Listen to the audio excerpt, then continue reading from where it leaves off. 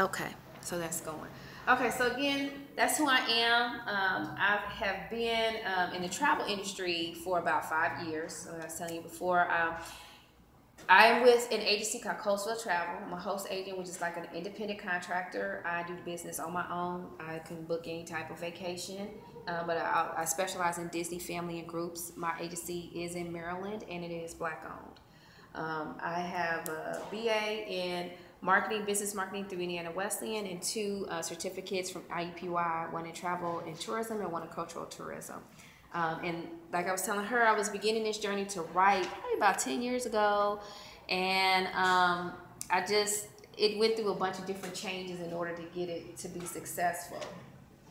And I'll talk about a couple of things as we go along that'll go further into that. So the first thing I wanted to say was that anybody can be an author. Everybody has a story that they want to tell. Whether it's your life story, it's a fiction story, or like my book, it's a book about resources and kind of educational. Everybody has a story to tell, and you're allowed to tell it. So don't feel like you can't achieve this goal. You can. Everybody can achieve this goal. First thing, it's scary. When you first look at being a writer, you think, I'm afraid, it's overwhelming, I don't know where to start. You have a lot of self-doubt, and you often ask yourself, why am I doing this? Do I really want to do this? But, if this is what you want to achieve, don't let that deter you. When I started my book about resources, my initial goal was just to put information that I gave to people every day in something that I can hand them, because I've always been very resourceful. I always found ways to do things on a low budget. I've lived at poverty level in my younger years for quite some time. And I was just like, I am not going to just be sitting here in the midst of misery. I'm going to live my life, so I'm going to figure out a way to do that. And that's what I did. And a lot of people saw that, and they would always ask me questions: where's the best way to do this? Where we got to go to do this? What's going on? They would call me and say, what's going on tonight? What's going on in the city? I'm like, okay, if I put this all into one place, then maybe, I could just hand it to them and give it to them. So that was my initial thought, and that's what got me started and kept me motivated. So you can do the same thing too. First step is just to start. I know you were saying that you have a lot of stuff written everywhere. That's what a lot of authors do. We got sticky notes. I got stuff on papers that have pictures on it, written around the pictures, and I have notebooks, all kinds of things. You don't have to have a $50 notebook to get started to be a writer. You just have to have an idea, and you need to put it down on something, whether it's on paper or it's on a Word document, but you need to get it down. Your content is your base, it's your concrete. So if you don't have that, you can't do anything. So you need to set some time aside, whether it's every day, every week, every other week, I don't care, whatever fits your schedule. You just set some time aside and you start writing, and you just continue that writing. Some good pointers when you're starting to write is you want to write as often as possible, as much as you can, because then you won't lose the momentum.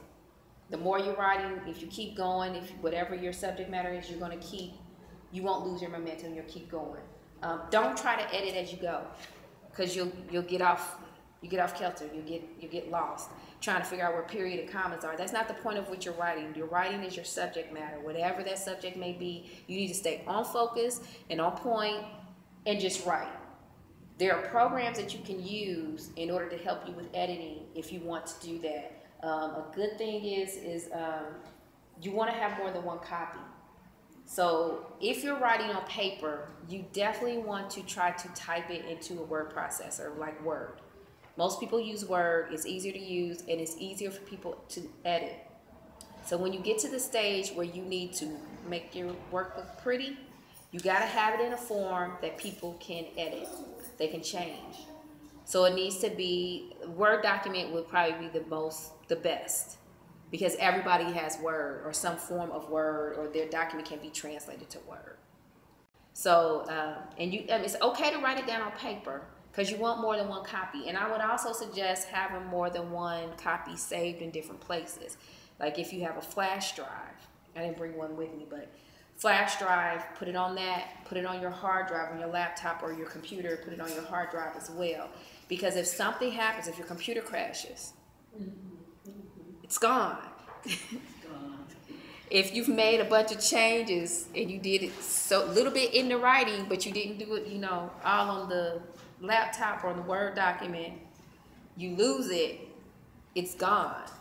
So you kind of got to keep up with your copies and have more than one, and just make sure you save them in both places, regardless of what you do. You know, try to keep what you write in order. You know, when you get ready to deliver this, however you choose to publish, they need to, even if you're delivering it in segments, you need to deliver to them in order, because an outside person looking at your work, they're not going to be able to follow it if you're giving them the end first and then the middle, and then they're not going to be able to follow it, and it's going to cause some friction. So just kind of keep it in order. Set small goals. Don't try to do so much at once. You do not need to write an entire book in a week. Most writers take they could take a year. Some of them take more than a year. It just depends on what you're writing about. You know, how intensive is your book? This book right here, it's got 60 pages. I think it's 62 pages. About 10 of those pages are resources. You know, websites, addresses, telephone numbers. My book is small. It's basic. It's straight up facts. So this is my mother. So it's straight up facts. So, you know, for me, this was simple. I mean, and it took me a long time to put it together, because it was a lot of information that I had to compile. I needed to make it to make sense. So even though it was small sections, it all needed to flow. But you don't try to do it all in one night. You know, do sections, set small goals, and celebrate those victories. Celebrate those goals. Once you accomplish something, celebrate those goals. That's motivation. Keeps you going forward. Focus on one piece at a time. You know, you might get an idea for later on in the story, but you need to focus on where you're at right now so that you can complete that, because this idea may not flow with the original where you're at. And then you'll find yourself rewriting the whole thing, and then you're starting from scratch. So stay focused so that you can easily flow the ideas together. And don't forget the idea. Sometimes we get lost. We lose what we're talking about. So maybe if any idea of putting a Post-it note next to whatever you need, putting it at the top of every page, whatever helps you to stay on task, you want to keep going with that. Now, if you are not great at writing, I mean, I wasn't the great at English, but I can put something down on paper. But if you're not great at writing, you can get a ghostwriter. Me and Shanika had talked about that not that long ago. We talked about, you know, if you have an idea, you know kind of what your story is about. If you just have pictures, you have writing a children's book and you have pictures, a ghostwriter can come up with words for you with your pictures.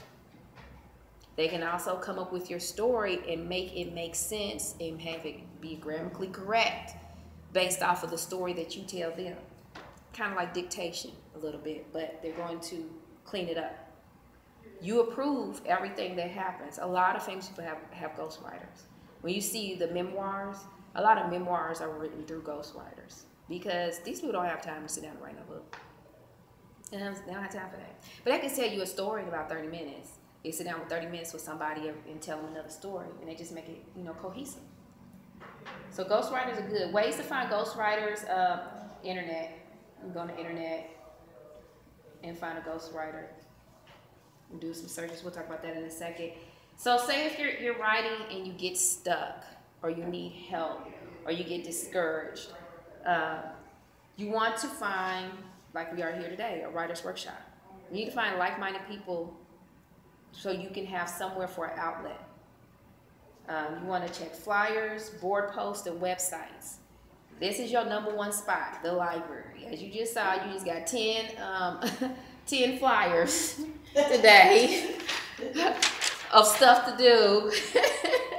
And finding, you know, these are people, everybody that you meet in one of these, this is networking. Everybody that you meet is going to help you along your journey to get where you need to be. They're going to give you your resources that you need in order to get this done. And it might be collectively between a small set of classes. You might have to take 10 classes to get everything that you need, because everybody's journey is different. You have different types of books out there, and they don't all need to go the same way. So, you know, it's just basically you need to do your research. Research is very important. That's the primary thing. Research, research, research. Some other places that you can go if you want to find groups. is Meetup or Eventbrite. I guarantee probably these things are probably on Eventbrite. If you use the internet, eventbrite.com is a website that is filled with meetups, meetings, groups, events. I put this event on Eventbrite. So there are meetings that you can find for your area, for any subject whatsoever, anything that you want. So this is my baby too. My baby. But yeah, Meetup and Eventbrite are two great places to look to find information that you need for classes. Like this class over here where we got the information on for the health class. It's still a book club. Health books are still books. They're still authors. They wrote these books. And even if the subject of the class, if you're interested in the subject of the class, I would still go, and then I would go and ask the author or the facilitator, what did you do to do this? That's a good thing. You want to ask questions. You got to be open to asking questions and networking and talking to people. Everybody's willing to share. If you come talk to me, I'm willing to share whatever I have. The next thing you want to do is get support. I find, that, there's a lot of people doing the same thing that we're doing, and they have the same goals. And you want to make sure you're getting support from the people that are doing the same thing that you're doing. You want to make sure you're connected to somebody that understands when you have writer's block or you have any issues that you're having trying to develop a character. You cannot go to family and friends who don't know anything about writing and say, hey, I don't know how to develop this character. What do I do? Because they don't understand. They're not writing. They don't know anything about it. Now, they may be a reader, and sometimes they can give their input, but a lot of times they're the people that love us, and they're going to give us information based off of that love, not based off of professionally what you need to hear or what you need to understand. So they may say kinder things, or they may say harsher things, but they may not be the things that you need in order to get to the next step of whatever you're writing. So in my process, I was fortunate to have a couple of friends I talked about earlier. I had two friends that had already one had self-published and one had went through a publisher. So I kind of just talked to them, asked them a bunch of questions. Come on in if you want to find out. We got some snacks over here. But I had a couple of friends, so I kind of just talked to them a lot, and they weren't my only source. I went through networking with a lot of people and met people along the way to help me out. But you want to step outside of your box. When I say networking and talking to people, like I said, if you go to that class, they're going to be talking about health. They're not going to be talking about books. They're reading a book about health, but they're not talking about books. But I believe the person that's running that class is the author. So you want to talk to that person and see what their experience is and see what they can give you value, if they can give you some value. Hi, how you doing? Glad to see you. You also want to seek those who know more than you. That's what a definition of a mentor is. Someone who knows more than you do. And everybody has somebody who knows more than they do. I have somebody that knows more than me. I depend on several people as mentors to help me. I'm still on my journey. I'm not finished. I'm still there. You want to interview these people just like a job interview. You want to make sure that they are a right fit, because there are a lot of people out there that can tell you they can do things for you, and it just don't work out. It doesn't happen. So you need to interview them just like you would anything else. You need to talk to them, ask questions. You also search online. Research. You're going to hear that word a lot with me. Research. That's what I do, is research. But it's important, because if you don't research the information that you receive, how are you going to know how good it is? If you take the first offer that you get, how do you know how it compares to the rest of the industry? How do you know if you're overpaying, underpaying, or if you are getting the right information if you do not research and search? You can do online. I do a lot of stuff online. So I suggest, it's what we're doing now. It's what the generation is doing now. So searching online is a much easier way to find information. Any questions so far about putting together your piece of work? We've been talking about writing and just writing, putting the word out there, getting it in as many copies as you can, trying to just get your idea out there. That's basically what we've been talking about. What I'm writing about, it's not in any kind of order. It's just there. And I think some of the things should be in order. They should follow each other. A pattern should follow each other, but it's not. I just have it written all every place. Just written every place. But it's in a book. Okay. But I just have it every place. When I think of something, I jot it down and put it in, but it's not in order. But you have ideas. Well, it sounds like you have a collection of ideas. Yes. That you're just trying to figure out how to get that going and to where it's like cohesive. Yes. So some suggestions I would say is join a writers group. So there's a writers group that just relocated. I think it's called Indiana's Writers Group, I believe, and it just relocated to it's Broadview Avenues, I think. I can't think of the name of the street. It's over by Mass Ave, where Mass Ave ends, and it's the next street east of there. And it's like that. It was a huge warehouse, an old warehouse, and they converted it into art spaces. Right. It's where the where I had my event at. What was that? Broad something. It's escaping me right now. Yeah, okay. But they have a group. I think it's called Indiana Writers Group, and they just moved into that space. They have First Fridays this past Friday, and I went up there, and they basically do all of this. Everything that you see here, all of the events that you see in the library, they do all of that. They have it's Indiana Writers Group. I'll pull it up for you. I also have some resources to share afterwards that'll have that information on there, and I have their address and phone number and everything. But they are I think it's Brookside Avenue. Yeah, Brookside Avenue is what it is. It's a huge warehouse. It spans for like what, 2 or 3 blocks? At least. Yeah, so one end is a bar, and then it's like 2 sections that are separate, but you can connect somewhere inside the building, and they're just nothing but office spaces, rental spaces, and a lot of artisans rent them out. So you got woodworkers, metalists, welders, and then there's a Ruckus.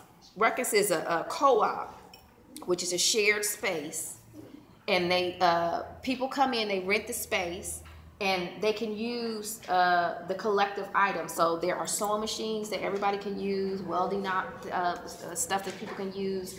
I mean, it's all kind of things. Because this office holds people that make candles. My friend, she's an artist, so she does painting, photography, and some other stuff. There's ladies that shine rocks in there. There's all kind of stuff. If you know how to make shoes, they have all the equipment to make shoes. And it's available to you, and it's cheap. It's cheap to be in that space. So if you need a space, anybody need a space, let me know. I can give you that information too. But this is what I'm talking about, resources. This is what my book is about. That's what I do. But yeah, you want to join a group. That group is in that building, and that's basically, they have sessions where you just come and you talk about what's going on and what you're doing, and they'll sit and they'll listen to what you have and say, okay, we'll give you ideas on how to piece together all your pieces to make your puzzle piece fit. You use that in conjunction with the classes that Shanika has. You got it together. You basically got everything that you need. It's just basically you taking the steps to go forward and use all the information that you have. You got to process it in your own way, because it's a lot. It's a lot of stuff that you have to go through. So once you got your concrete, your base, which is whatever you're writing. So now it's like, what do I do?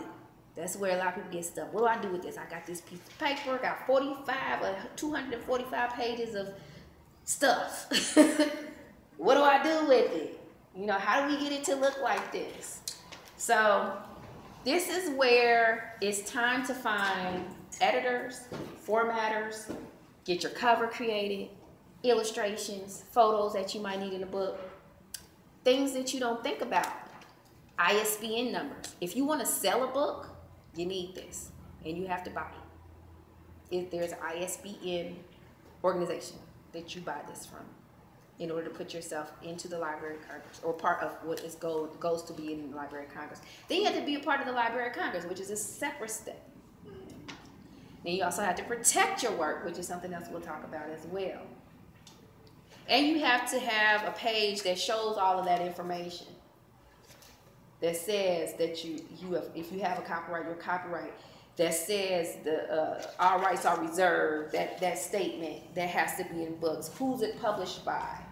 You know, and who, what your Library of Congress number is, and who did the layout design for the book. All of that needs to be listed in the cover of your book. So let me tell you what don't do first. These are the things that I did that you should not do. First thing, like we talked about before, don't ask friends and family to do any of the things I just talked about. Why? Because they love you. They're not going to be good critics. We love them, but you don't realize it till you get to a point and you pulling your hair out. You like, I just can't deal with it. And you done already had them do half the work, and it's you know, just don't do it. Some people have good family members that can really work with them, or they have somebody in the industry and they can really work with them. In those cases, know your family before you jump into it. I was talking about the app that you can use if you're using a Word document. It's called Grammarly. There are others out there, so you can just do a Google search or whatever vehicle you search for the internet for and say, application to check grammar in documents. Use that phrase or something around that phrase. And Grammarly is, a portion of it is free, and then if you want to get more detailed, the more things that it does, you have to pay for it. But basically what it does is it checks your grammar. What's Grammarly? Grammarly. It's listed at the bottom, Grammarly. Oh. So yeah, it checks the grammar in your document. It's a little better than the spell checker that you have on Word, or the whatever that is. It has a grammar checker too. This is a little bit better than that. But you know, understand these are apps. So if you have something that's written in a context that may not follow the general English rules, it's not going to understand that. So keep that in mind. But what it'll do, it'll find it, it'll look at it, you can choose to change it or choose not to change it. So that's something you can use. Don't overpay for services. You have to see the value of what you're getting. And we'll talk about what reasonable looks like a little bit later. But in the same breath, do not underpay, because you get what you pay for. That is so very true. You get what you pay for. And in this industry, I'm sorry, but it takes a little bit of money to make it happen. If you want to sell. If you don't want to sell, you just want to give it to somebody, you don't even need to worry about that. You need to do the cheapest thing possible. If all you want to do is give it to mom and dad, then you need to do the cheapest thing possible. You just want it to look pretty, that's all. The last don't is don't sacrifice quality for price. Quality is so much more important, especially if you're going to market something. Let me show you, for example. This is the first publication that I did. I did it on lulu.com. This is what I did. Didn't have an official ISBN because I didn't know. This artwork was my son's. I was very proud of that because I wanted my son to be a part of it. And you can barely see my name. The type is kind of, you can barely tell what it is. And then let's look at the inside. The margins are off. It's not, you know, it doesn't fit the page. Look like crap.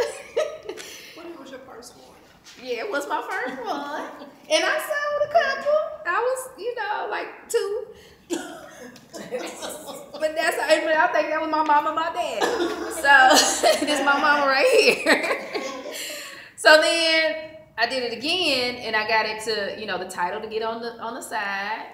I changed the color to make it brighter. Still the same front. Got the ISBN still ain't right, but the spacing looks better. But my photos and some, if you really inspect it, it really doesn't look that great. When you really inspect it, the stuff is off a little bit. Then, in my final journey, which I talk about some of the stuff I did to get here, this is the final piece. See the difference? This is what I was going for. But you took your son beyond, you were proud of. Yes, I was. I'm still very proud of this. You know, this is what I wanted. You know, this. A friend of mine did this. One of my closest friends is a photographer, so she hooked me up on that. And as you can see, very nicely spaced. Pictures are all lined up. Looks very nice and pretty. But it's a process to get to that point. So one of the things I did, first things I did is I hired a marketing company to get to this point. Here, I didn't have a marketing company. Did all this on my own, you know, and I didn't sell. I sold one to my dad and one to my mama. Literally, that was it, and that was probably over a 5-year process. And then I just decided, I don't know, I just put it to the side. I'm gonna live life. And then I decided to come back because I really wanted to have my own business. And so I decided to come back and I hired a marketing company. So there's some pros and some cons to hiring a marketing company. And I went through the worst of some of this. The cons are that it can be very expensive. And it was a lot. It was expensive. I got married. Most of the stuff I did, I don't know what I just like. I got married and my husband helped me to accomplish this, to hire a marketing company. But it was very expensive. And at the time, some of the things that they did, I didn't think they did enough to match the price that I paid. So I was kind of unhappy at some point. And then you can get caught in a dependency situation. So if they do some things, they don't explain why they're doing them, or they use formats and programs that you have no clue how to use, and the only way that you can fix something is by going through them, then you're caught in a dependency situation. Now, I understand dependency because they're in the business of making money. Understand that you got to pay money. Everybody's trying to pay their rent. Everybody's trying to pay daycare. So you need to pay money for a service, because just like when you go to your office job or whatever you do on a day-to-day basis, you're getting paid for every minute that you were there. When you talking to your friend, whatever you're doing, you're getting paid. These people, they work based off of the time that they spend putting the work into your whatever you're doing. So you have to pay them. But getting caught in a dependency situation where you only have to come to them can be... I don't like being constrained like that. That's my personal opinion. And I think that you should have the option to do whatever you need to do, because sometimes you outgrow a certain person or company. Now, the pros of having a marketing company is that you can learn a lot. They definitely going to teach you. The one that I was with, they did teach me a lot of things that I did not know. I had a support staff. So you're paying for a support staff. Because if you're on your own, it's just you. Something go wrong, it's just you. You don't know how to fix it. You can find somebody. But you paying a support staff, they're going to fix it for you. They should produce you a marketing or business plan. In today's era, those things are kind of passe, but I think it's kind of like how they're presented. So basically, no matter what, you still need to know how you're going to generate income, how you're going to sustain that income, what it looks like to market your book, who you're going to market it to, and what markets to be in. You need to understand that, and that's what that marketing plan or business plan does. And they also provide the glue or a boost for your business or book. So they fill in the gaps that you don't know. That's what their job, that's what they should do, fill in those gaps. And like I said before, my favorite word is to research. Always research first. You need to make sure they're a good fit. If you're going to go with a marketing company, make sure they're a good fit. Other thing that you can do, either in addition or outside of having a marketing company, is that you outsource. We can be jacks of all trade, but we don't know everything. So if you don't know how to put together this book cover, okay, you see, you don't know how to do this, then you need to pay somebody to do it. What I have up here, Fiverr.com, this is one of my favorite sites. This right here, this avatar, came from Fiverr.com. This whole process came from Fiverr.com. My editor came from Fiverr.com. This is a freelance website where they sell everything. Every service you can think of. If you wanted somebody to read your poem, they have a service, somebody will read your poem. You pay them some money and they will do it. And it's not just for businesses, but it's mainly used for businesses and freelance services. You can sell your services on Fiverr.com as well. You do not have to sell them for $5, but that is the minimum or the lowest that you can go. And you need to, I think you have a restriction of you have to start out with $5, like a minimum start. But they do everything. So this is like one of the cheapest ways you can go in order to get services for what you might need. You need an editor. So you can go to Fiverr if you don't have one. If you need a formatter is what puts the spacing, white spaces, to be able to see stuff. We were talking about this earlier. Me and Shanika were talking about how this flyer looks and how you can see this from across the room because of all that white space. That's what a formatter does. You need that person because you don't think about that as all you do is you write. But you know, you need to be able to be appealing to your customer. They need to be able to read what you're talking about and understand it. People get lost if the words don't look right. If the size of your words, the font that you use does not look right, they get lost and they stop reading. They won't buy your book. They won't even read it. So Fiverr.com, that's one of my best friends. But do your research because there's more companies than just Fiverr out there. There's plenty of companies out here that will help support you in this manner to find places for you to get outsourced. Does anybody have any questions on that? Everybody good? Okay. Okay, let's go to, okay, so price over quality. A lot of times we don't want to, when we pay for something, sometimes we want to say, be a yes man to everything and say, yes, that's okay, yes, this is okay. But you need to make sure that you are paying for what you specifically need. So you definitely need to interview people. You can't be afraid to hurt feelings. You can't be afraid to be honest. Example, I have a friend, she does a business service where she helps people set up their businesses. She had a young lady that was one of her clients. It would meet once every month. They did this for about 6 to 9 months on every stage. She had to put a website together. She said, okay, do you like this? Do you approve this? And she would say, yes, it's great. It's fantastic. She put it on Facebook. She told her friends, she told her mama, told her cousin, all this kind of stuff. It's great. She got to the last day when final payment was due and said, I don't like it. And she wanted her money back. Well, now the first thing, you sign a contract.